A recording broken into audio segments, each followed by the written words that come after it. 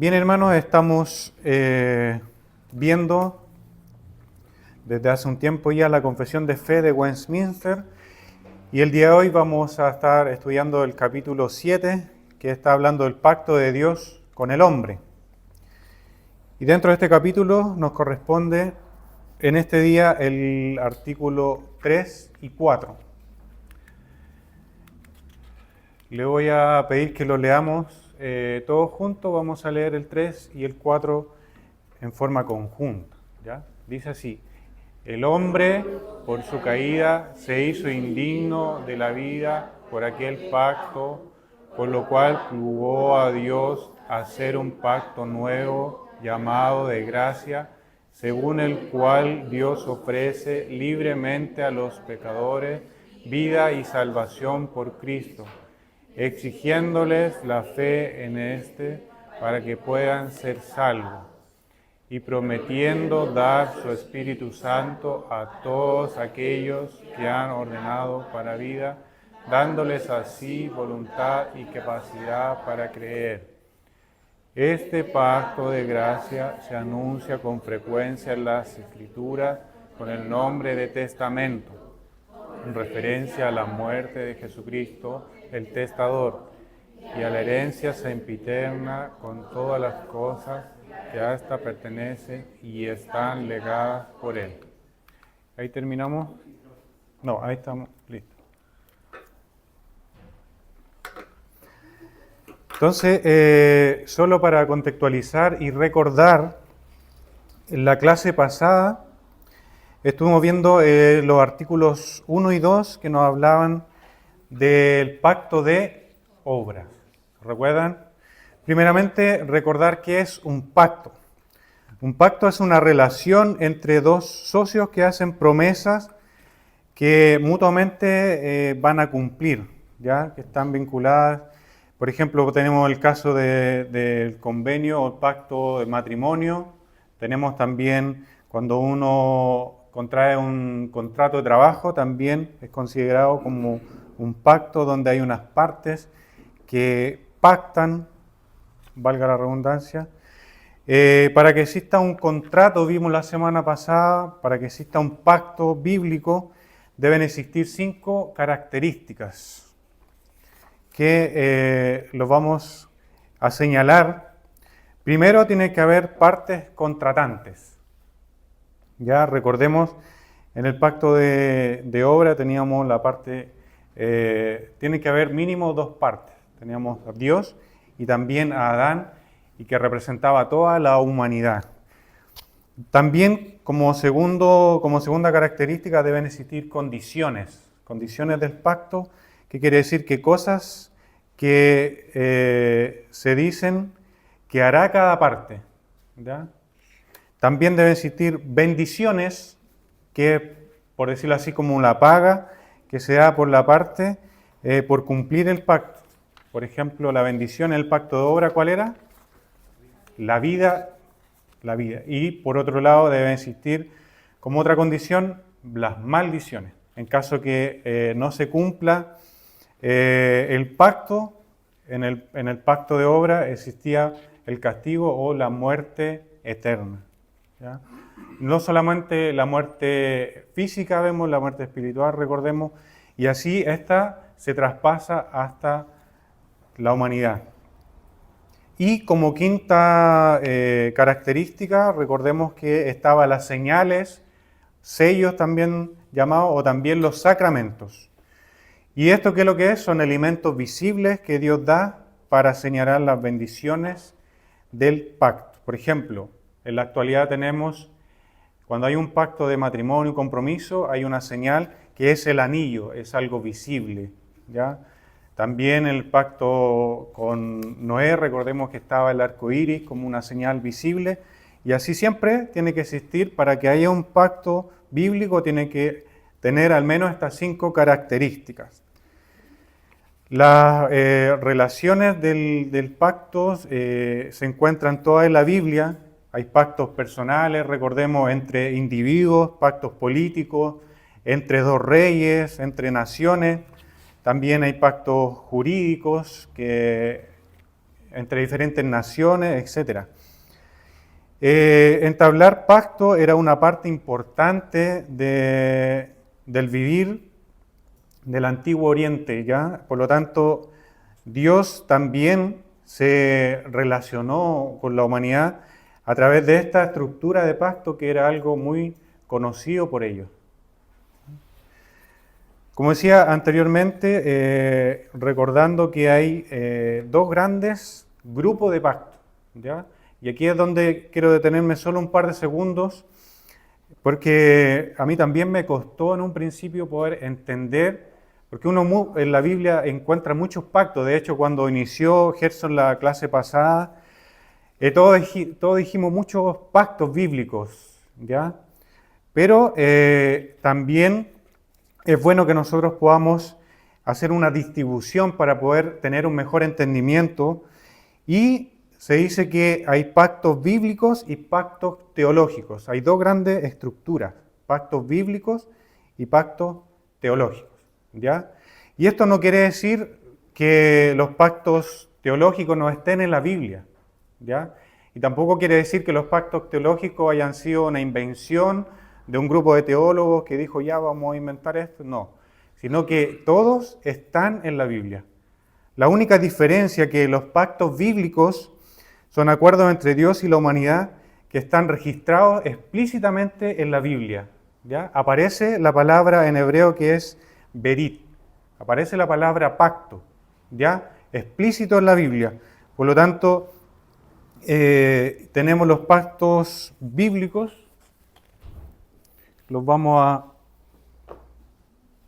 mencionar luego, y también los pactos teológicos, como decía, no es que no aparezcan, sino que aparecen en la Biblia, pero son estructuras doctrinales que sistematizan la Biblia, ¿ya? Y no aparecen en forma explícita, o sea, no está, digamos, la palabra berit textual, pero todas las características que esto tienen apuntan a que son pactos de Dios con la humanidad, ¿ya? Están todas las características que veíamos anteriormente, las partes contratantes, las condiciones, las bendiciones, las maldiciones, están las señales, está todo claramente, por eso son pactos teológicos, está todo claramente estipulado, pero no está, digamos, como tal, no aparece la palabra berit o pacto,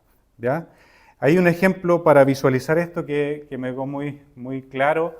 Por ejemplo, si yo le estoy contando una historia y le digo que apareció un animal grande, de color gris, con orejas grandes, con patas que parecen tronco, con una cola pequeña, todos vamos a saber que estoy hablando de un elefante, ¿ya? Aun cuando yo no diga la palabra elefante, pero todos sabemos que estoy hablando de un elefante.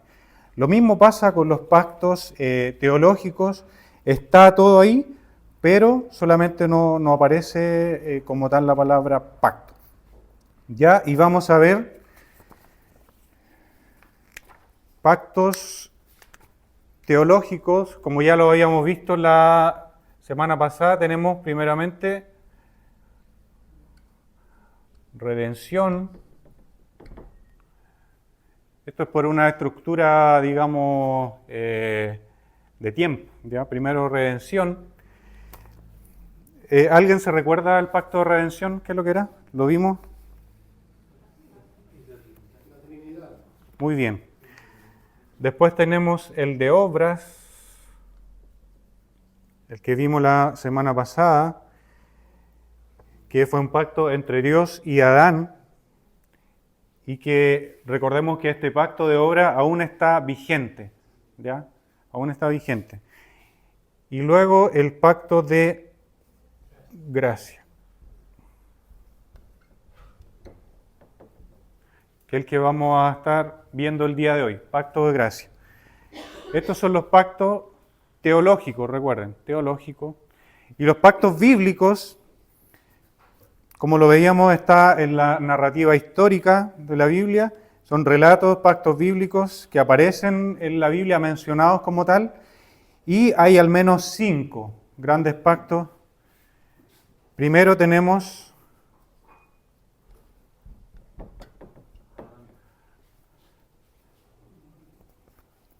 no sé si se alcanza a ver ahí, noético, el pacto de Dios con Noé, recordemos el arco iris. Después tenemos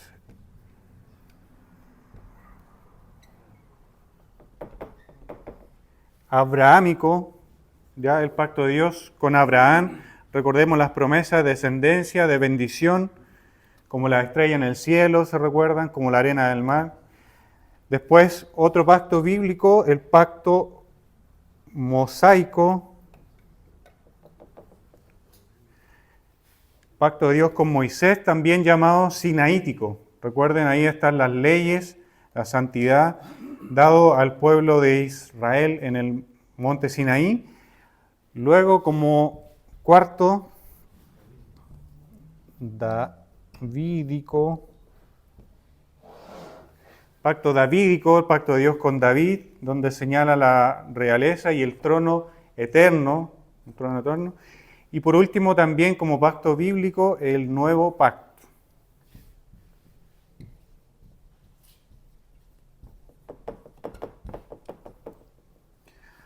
Nuevo pacto que en definitiva el cumplimiento en Jesús, y ahí involucra el perdón de pecados y la teología del pacto, une toda la Biblia como un solo mensaje de gracia, ¿ya?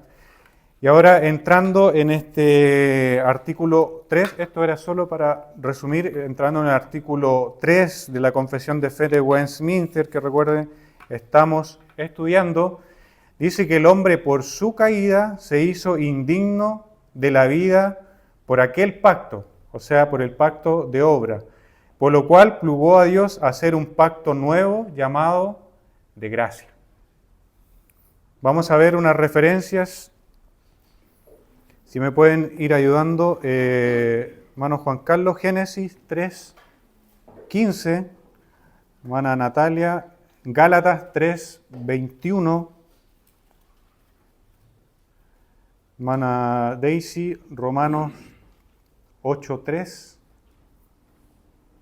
hermana Amalia, Isaías 42:6. Vamos a ir revisando estas referencias que nos están hablando ahora del pacto de gracia. Vamos a ver primeramente dónde parte, por decirlo así, o dónde se inicia este pacto de gracia. Hermano Juan Carlos, Génesis 3:15. Y pondré enemistad entre ti y la mujer, y entre tu simiente y la simiente suya. Esta te herirá en la cabeza y tú le herirás en el calcañar. Muchas gracias. Entonces ahí vemos el inicio de este pacto de gracia donde es una promesa de enviar una simiente de la mujer, por eso tenía que ser un ser humano, por decirlo así, tenía que ser de la simiente de Eva. Y acá la promesa es que la serpiente dice que lo herirá en el calcañar y este lo herirá en la cabeza, ¿ya? Y esto ilustra muy claramente y muy hermosamente, ilustra a la serpiente antigua que es conocida como el diablo, ilustra la muerte de Jesús en la cruz. Sabemos que, si bien es cierto, Jesús sufrió esa herida, ¿no es cierto?, el calcañar, pero con la muerte y resurrección de nuestro Señor Jesucristo, aplastó la cabeza de la serpiente, ¿ya? Se cumplió esta profecía, este pacto. Después de este incidente de la serpiente, la gente, mis hermanos, vivía esperando este hombre que iba a deshacer lo que la serpiente hizo allá en el huerto del Edén. De hecho, vamos a ver Génesis 5:29, antes de seguir leyendo la otra referencia. Vamos a ver cómo el padre de Noé, él pensaba que Noé era el que iba a cumplir esta promesa, ¿ya? Porque, ¿qué es lo que dice Génesis 5:29? Dice, y llamó su nombre Noé. Está hablando del padre de Noé, ¿ya? De Lamec. Dice, llamó su nombre Noé diciendo, Este nos aliviará de nuestras obras y del trabajo de nuestras manos a causa de la tierra que Jehová maldijo.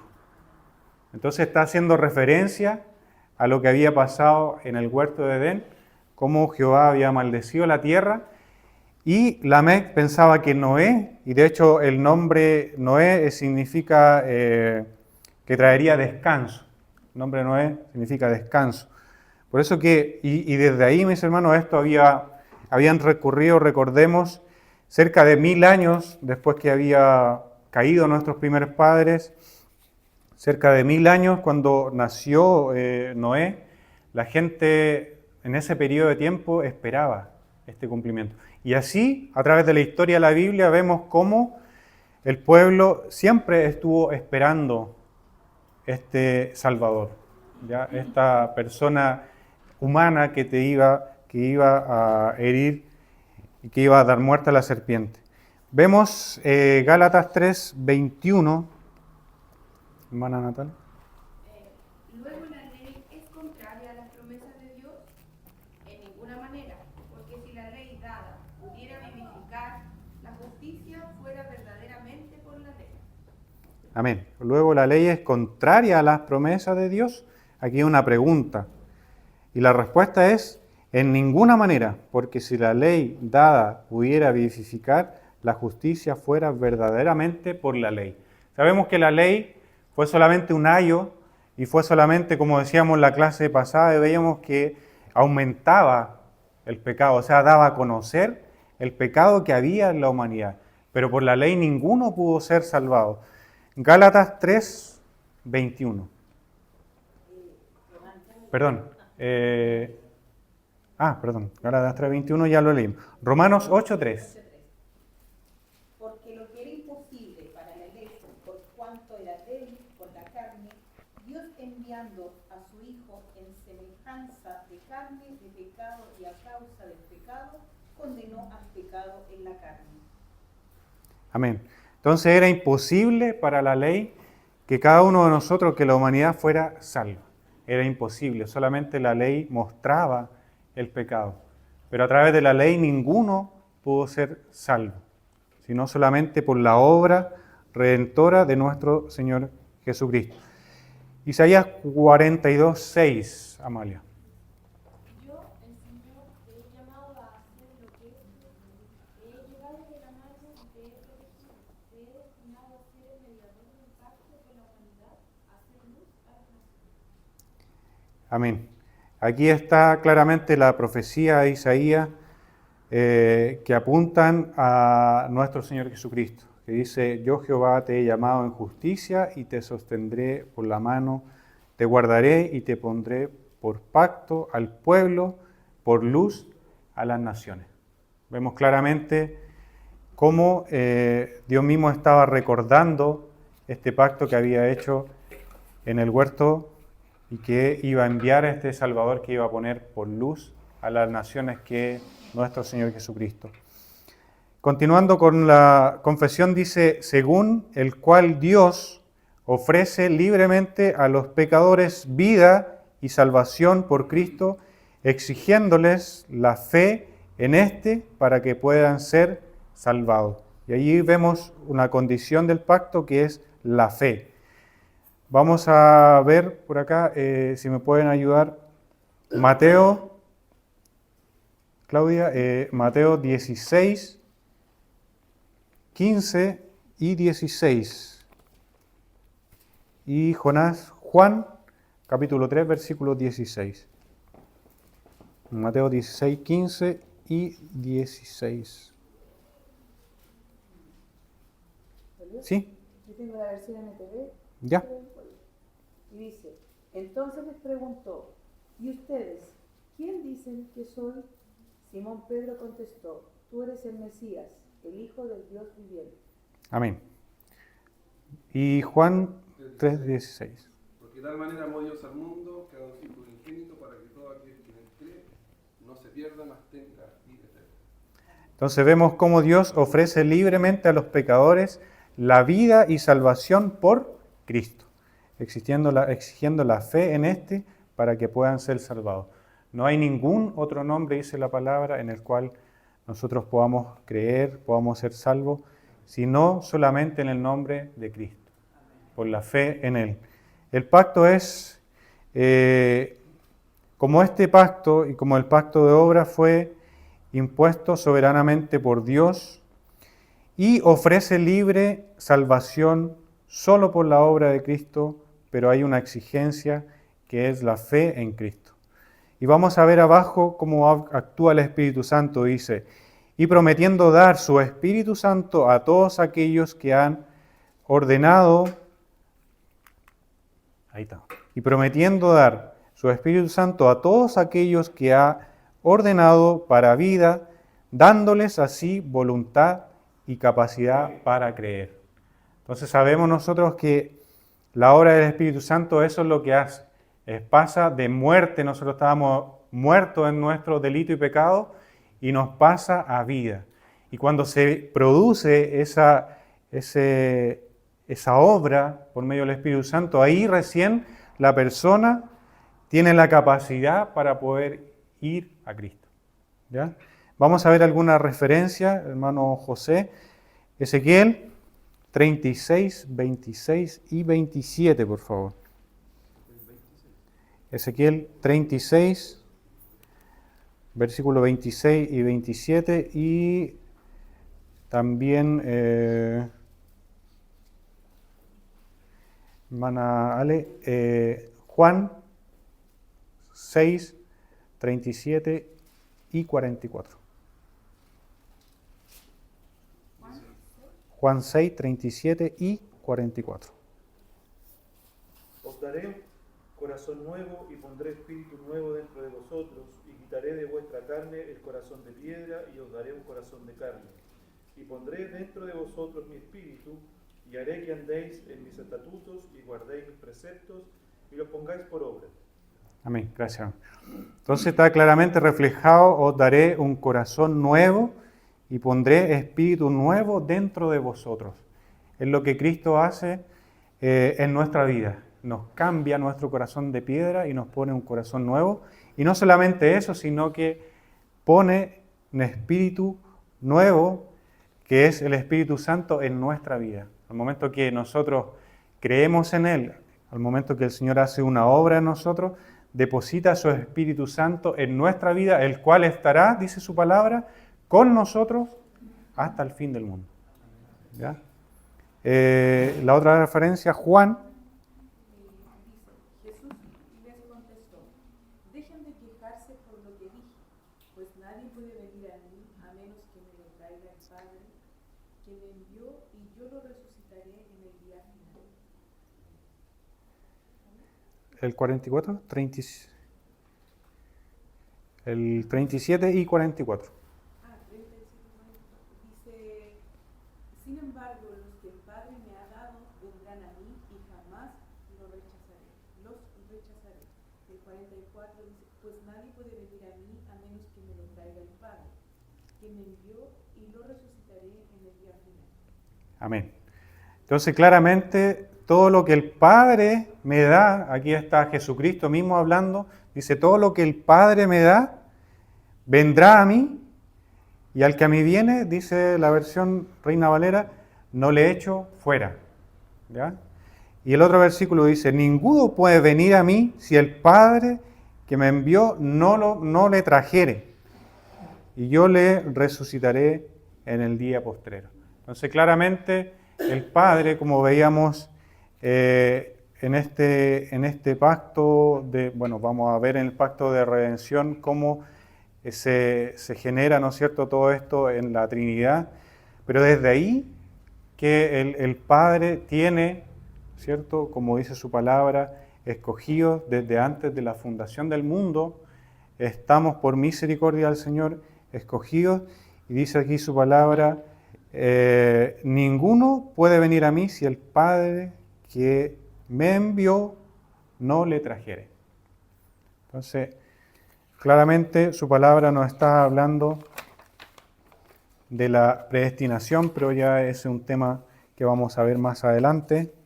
Lo importante es que nosotros podamos tener esa confianza, esa seguridad en nuestro Dios, ¿ya? Solo la participación del Espíritu Santo nos puede pasar de muerte a vida. No hay nada que nosotros podamos hacer, no es que nosotros podamos hacer alguna obra, no es que nosotros podamos hacer alguna manda o hacer 1000 ayunos, no, nada, no hay nada que nosotros podamos hacer como una obra para ganarnos la salvación. Solamente el Espíritu Santo es el que transforma, el que puede hacer ese cambio de muerte a vida. Recordemos que un muerto no puede hacer nada. Un muerto no puede vivir si no es por la gracia y la obra de nuestro Espíritu, del Espíritu Santo. Y al ocurrir esto es cuando se produce la capacidad, como decíamos en un principio, para ir a Cristo en arrepentimiento y fe. Y vamos a ir avanzando, porque la hora se nos pasa para que podamos tener un tiempo de preguntas también. El capítulo siguiente, el artículo siguiente, que es el 4, nos habla de que este pacto de gracia se anuncia con frecuencia en las Escrituras con el nombre de testamento. Con referencia a la muerte de Jesucristo, el testador, y a la herencia sempiterna con todas las cosas que ésta pertenecen y están legadas por él. Y aquí esta palabra testamento también es usada cuando hay cuando una persona fallece, que sería el testador. El testador es la persona que deja o que suscribe el testamento. La persona va a la notaría y dice, yo quiero dejarle, un ejemplo, mi casa, Juanito Pérez, mi vehículo, y deja un testamento. ¿Y quién es el testador? Es la persona que deja ese testamento. Y aquí dice, el pacto de gracia se anuncia con frecuencia en la Escritura con el nombre de testamento. Y con referencia a la muerte de Jesucristo, que es el testador, el que ejecuta, y dice, y la herencia sempiterna.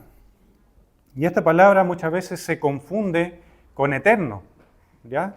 Pero la gran diferencia entre la palabra eterno y sempiterno radica en que eterno, por ejemplo, nuestro Dios es eterno. Él no tiene inicio y tampoco tiene fin, ¿ya? Pero la palabra sempiterna, si uno la investiga, hace referencia de que esto sí tiene un inicio, pero no tiene un fin, ¿ya? Este pacto de gracia sí se inicia, como leíamos en Génesis, sí se inicia, se da la promesa, se hace un pacto, pero no tiene un término. Vamos a ir viendo algunas referencias. ¿Algún hermano Ismael, por favor? Hebreos 9,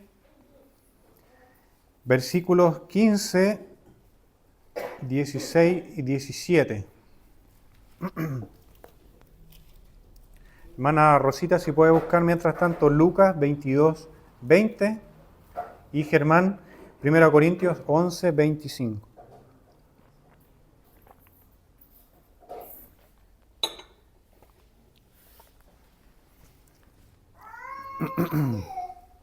Hebreos 9, 15 al 17.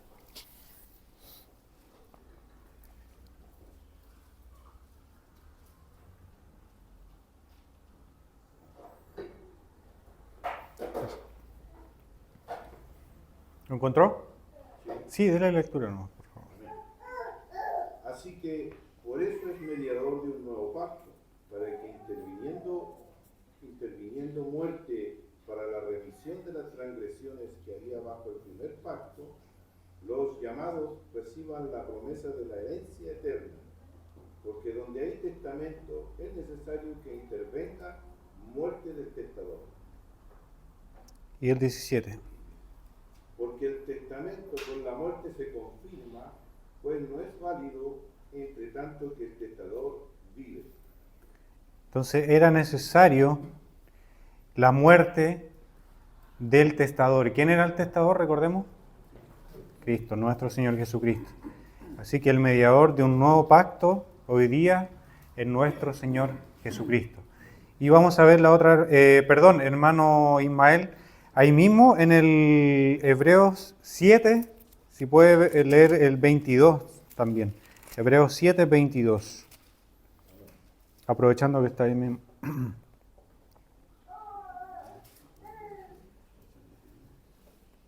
Por tanto, Jesús es el hecho fiador de un mejor pacto.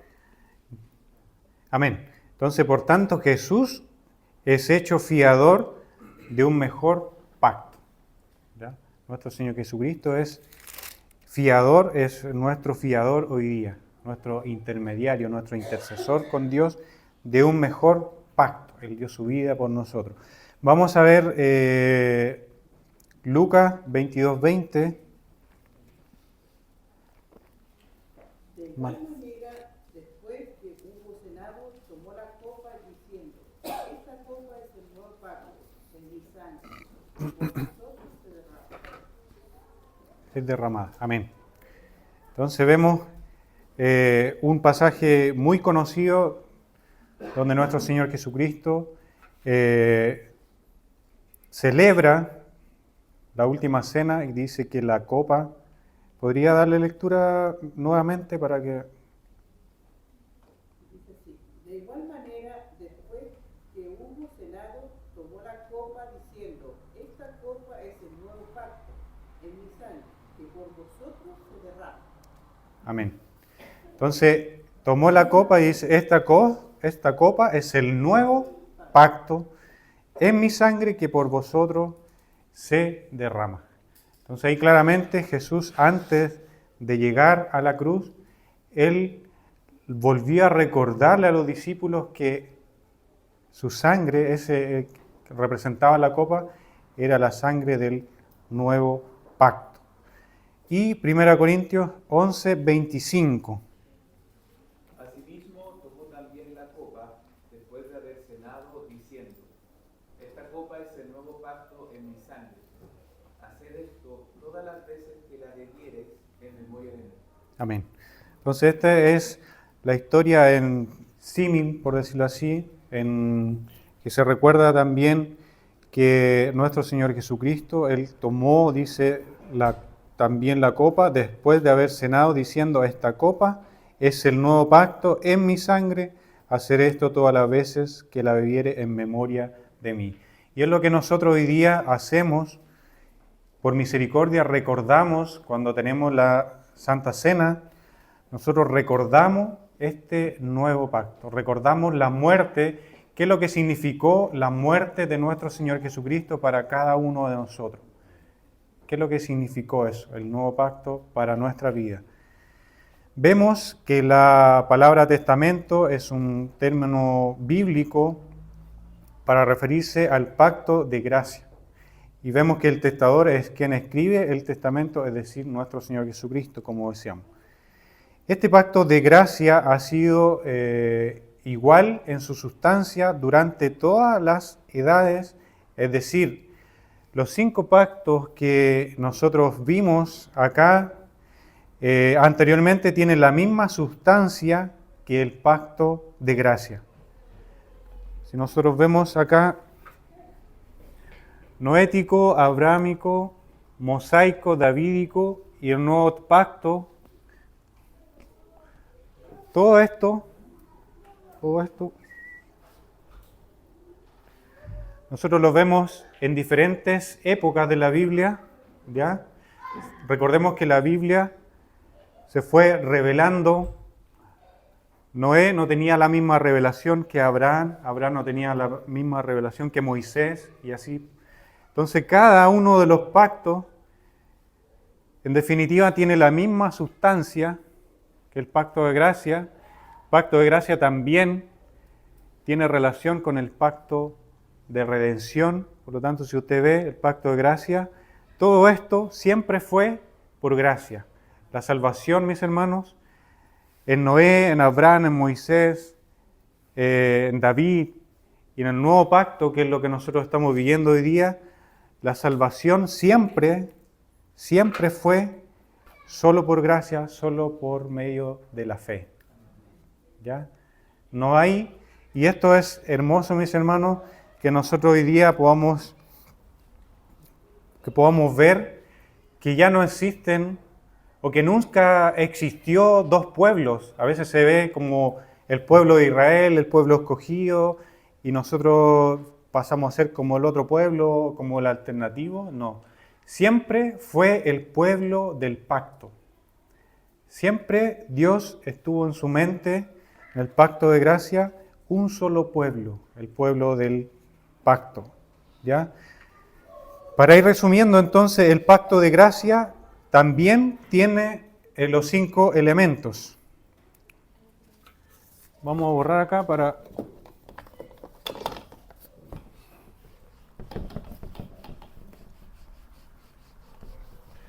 Si no alcanzaron a escribir, después ven la transmisión.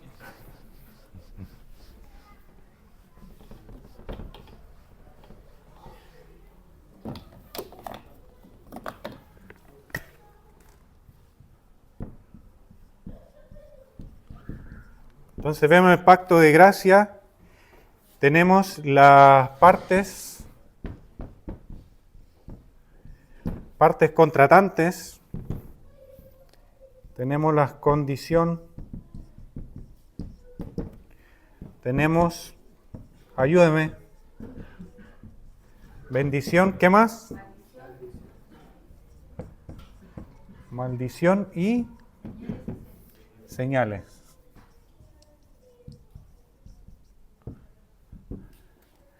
Entonces las partes contratantes, vemos claramente a Dios con el pecador. ¿Ya? En la condición, ¿cuál será la condición? La fe.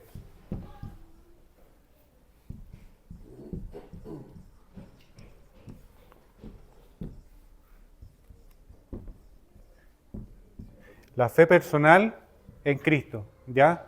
No sirve que mis padres hayan sido cristianos, que mi abuelita, no, la fe personal en Cristo, ¿ya? Y recordemos solamente fe, no obras, ¿ya? Y la bendición, ¿cuál será la bendición? Se repite la misma bendición que en el pacto, recordemos, de obra, la vida eterna. Y la maldición, muerte eterna. Muerte eterna, la maldición. Y las señales. Aquí los quiero escuchar. Señales. ¿Ya? Pero primero, las primeras señales. Recordemos que este pacto empieza... Ya, muy bien.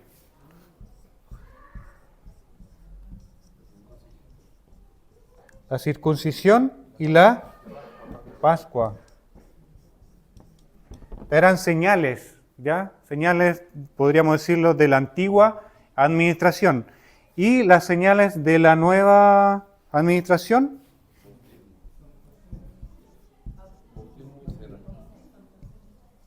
Bautismo y la Santa Cena.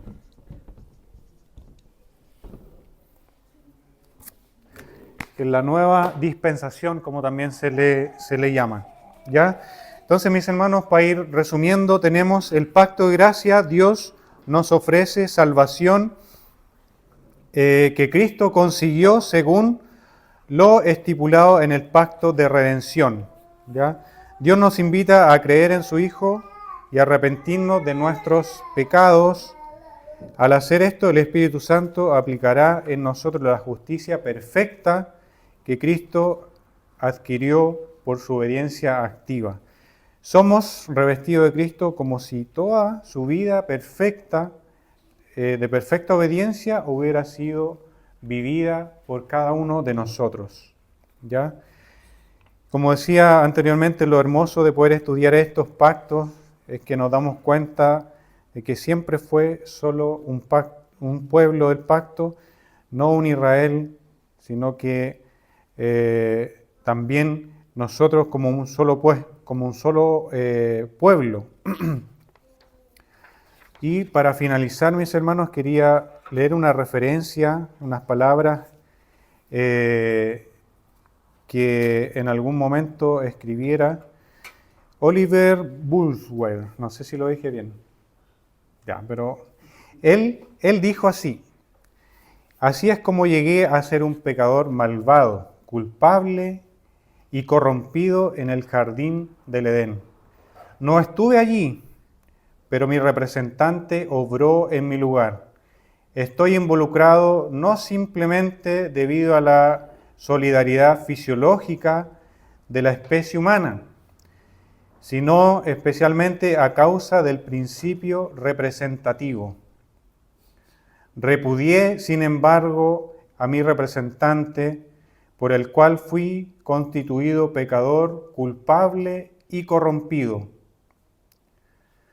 Morí por mis pecados en la cruz del Calvario el 30 después de Cristo. No estuve allí, pero mi representante estuvo por mí. He decidido aceptarlo a él como mi representante, mi cabeza del pacto, el que llevó mis pecados como mi sustituto. He ido a él, por decirlo así, fuera del campamento. Y hace una referencia en Hebreos 13, 12 y 13. Bien, mis hermanos, como la hora ha ido avanzando, vamos a dejar hasta acá.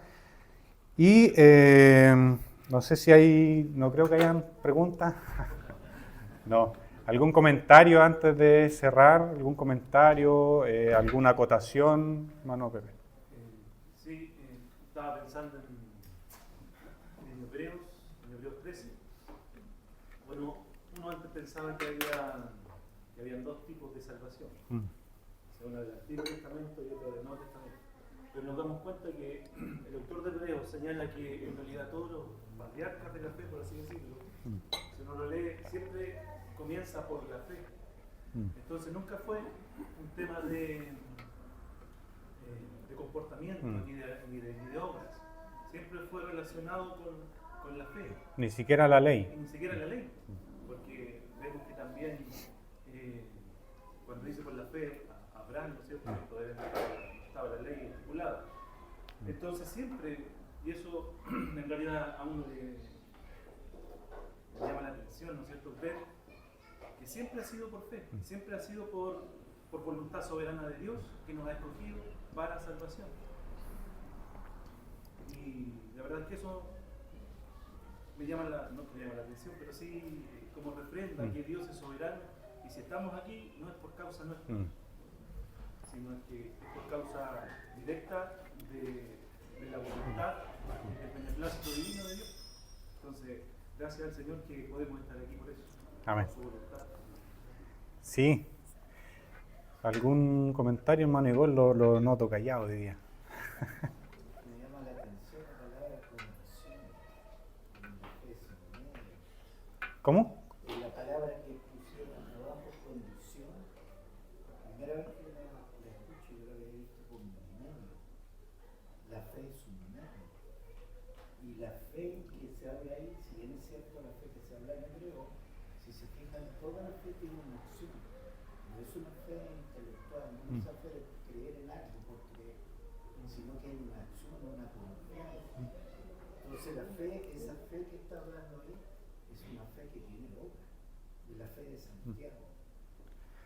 Sí, solamente yo lo veo como una parte para poder comprenderlo mejor, porque todo pacto tiene que tener una condición. Es algo que se negocia, por decirlo así. Lo mismo en el laboral, las condiciones laborales. No sé si, entonces el autor lo muestra como que tiene que existir una condición, y ahí lo señala como la única condición es la fe, pero la fe salvífica, la fe en Cristo, ¿ya? Pero hace la diferencia que no tiene que ser por obra, ¿ya? Solamente la fe, ¿ya? Para que se pueda generar las condiciones, para que puedan estar las 5 partes del pacto, ¿ya? Hermana Natalia. Sí, en relación a eso, recordaba que finalmente todo lo que nos muestra el Antiguo Testamento es sombra de este nuevo pacto que vendría. No es que Dios tuvo un plan A, plan B, plan C, no es así los pactos, sino que todo lo que muestra el Antiguo Testamento es sombra de este pacto que se iba a cumplir en Cristo de manera total y suficiente. Entonces, cuando Dios le da esa visión a Abraham del pacto, cuando parte los animales y los pone en ambos lados, y él, de forma figurativa, pasa por entre medio de sus animales, Dios quien pasa, no es Abraham. En el fondo es Dios quien establece las condiciones del pacto y es Él el que decide hacer un pacto. Y eso es algo que maravilloso, porque este Dios maravilloso, todopoderoso, no tenía por qué hacer un pacto con nosotros. Pero Él decide hacerlo porque nos ama y ahí se expresa la gracia desde el principio. Y luego cuando Él pasa por esos animales, Él le está diciendo que aunque Abraham no cumpla la parte del pacto, Él la va a cumplir sobre sí mismo y ahí eso se cumple en Cristo. Entonces, ahora en este nuevo pacto, en la condición de la fe personal de Cristo, no es que nosotros traigamos la fe como un aporte, no es así, sino que la fe es una obra del Espíritu Santo en nosotros. Es el Espíritu Santo, como decía el artículo 3, si no me equivoco, es el que produce en nosotros pasamos de muerte a vida, y por lo tanto es Él el que produce en nosotros la fe. Entonces nosotros hemos sido invitados a un pacto, convocados a un pacto en el que nosotros no teníamos ningún mérito ni tampoco las condiciones de cumplirlo.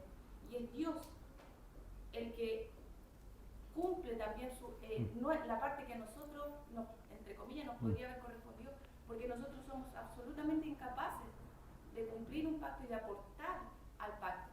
Entonces, esa fe personal en Cristo no es un aporte que nosotros hacemos, sino como has dicho antes y como lo dice la confesión de fe, es algo que Dios nos da, y como la palabra del Señor lo dice, que es Dios el que da la fe para creer. Eso.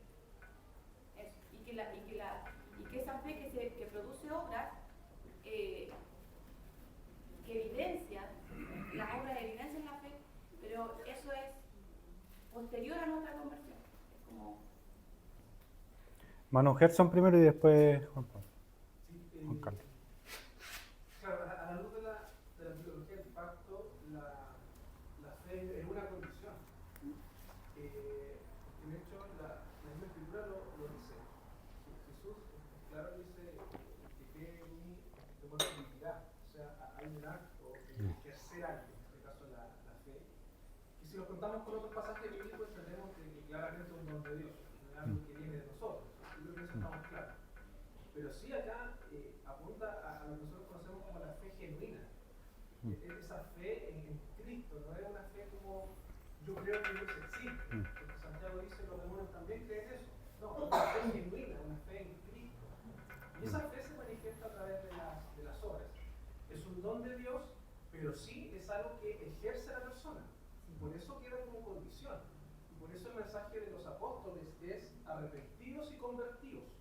O sea, hay una confrontación al que está escuchando el Evangelio, el que debe responder ante el Evangelio. Y ahí está la fe. Y por eso vemos que es un don, porque no todos responden de la misma forma ante una predicación. Hay gente que tiene fe, que la ejerce, y hay otras personas que le dan lo mismo y no creen. Porque es un don de Dios, pero debe ejercer esa fe. Y por eso se conoce como una condición dentro de la teología del pacto, porque debemos ejercer esa fe. Eso. Amén. Mano Juan Carlos. Quizá para complementar en realidad la fe que yo veo es una respuesta del Espíritu Santo que está dentro de nosotros. Ni siquiera nosotros tenemos esa capacidad, como bien decía el hermano Gerson, es un don que es entregado por Dios, pero es manifiesto en nuestras vidas a través del Espíritu Santo, con el cual, o sea, sin el cual no podríamos tener la fe que se necesita para el pacto. Amén. Una última intervención, Gerson. Sí, era una acotación con respecto a las señales, o lo que nosotros conocemos como los sacramentos, que en el antiguo pacto o la antigua dispensación son circuncisión y Pascua, y en el nuevo pacto es bautismo y Santa Cena, o la Cena del Señor. Pero en esencia son lo mismo. Continúan. Significan lo mismo, entonces hay un elemento de continuidad. La circuncisión simbolizaba la idea de pertenencia a la familia del pacto. El bautismo es lo mismo. Por otro lado, la Pascua simbolizaba la muerte y la liberación del pueblo, la cena representa lo mismo, la muerte de Cristo y la liberación de su pueblo. Por lo tanto, si bien hay un cambio de testamento, por decirlo de alguna forma, lo que simboliza es lo mismo. Por eso vemos la continuidad entre el Antiguo y el Nuevo Testamento. Sí, también lo otro que tenía considerado que también, hablando del tema del mismo pueblo, lo hermoso también es que nuestros hijos pasan también a ser, a través de la señal del bautismo, pasan a ser parte de la familia del pacto, también se llama. Aunque obviamente eso no significa un nuevo nacimiento ni la salvación, sino que nos da una cierta seguridad de que la vida del pacto se manifestará en ellos, ¿ya? Bien, hermanos, vamos a orar porque ya estamos en la hora. Así que para no atrasar el culto, que comienza a las 12. Una vez terminado la oración, estamos todos invitados al coffee break acá al lado, ¿ya? Para que nadie se reste. Oremos, mis hermanos. Señor, gracias te damos en esta hora por concedernos esta oportunidad de poder estar estos momentos a la luz de su palabra, poder estudiar esto tan hermoso, Señor, de que cómo tú te revelas a la humanidad, cómo tú muestras tu amor, tu gracia, cómo esto siempre fue por su gracia, siempre fue la gracia, siempre fue por medio de la fe en la obra de nuestro Señor Jesucristo, y esto nos pone muy felices porque vemos que humanamente no habríamos podido hacer nada. Sabemos que humanamente estábamos muertos, pero solamente por la obra redentora de nuestro Señor Jesucristo, la justicia tuya, la justicia verdadera, fue traspasada, fue puesta en nuestra cuenta por medio de la justicia perfecta de nuestro Señor Jesucristo. Y eso es algo que nosotros siempre debe alegrarnos, porque gracias a eso hoy día nosotros tenemos esta vida eterna. Un día nosotros llegaremos, Señor, a esta vida eterna solamente por la obra de nuestro Señor Jesucristo. Le damos muchas gracias por esto. Te pedimos que nos siga guardando en este día, nos siga bendiciendo, guiando en esos servicios que restan en este día. Y te lo pedimos todos los méritos de Cristo Jesús. Amén.